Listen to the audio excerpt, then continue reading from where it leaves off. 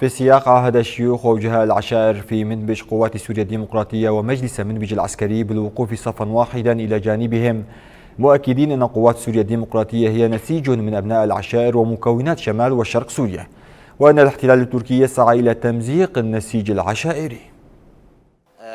علمنا أن مدينة منبج تعرضت للهجوم المباغت على الأطراف الشمالية في عون الدادات ومحسنلي وعرب حسن، فاستطاعت قوات مجلس منبج العسكري شبابنا ومقاتلينا وأبطالنا بإعادة الوضع إلى ما كان عليه حتى الساعة 11 في ظهيرة الأمس.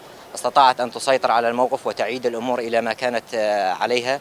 نحن بدورنا كوجهاء وشيوخ عشائر وأعيان في مدينة منبج نجدد عهدنا إلى قواتنا، قوات سوريا الديمقراطية ومجلس منبج العسكري، بالوقوف صفا واحدا إلى جانبهم، كما قمنا مثل ما قمنا بالتضحيات ومقاتلة داعش في السابق. ما زلنا اليوم نقاتل ونقف صفا واحدا لمقاتلة جميع مخططات الإرهاب التي تحاك لبلدنا وشعبنا في مدينة منبج. استغلال العشائر على موجات سياسية أو تسييس العشائرية لأمور أغراض سياسية، بالواقع العشائر هي حالات اجتماعية وليس حالات سياسية، هو عليها العمل بما يتطلب مصلحة بلدانها هذه العشائر.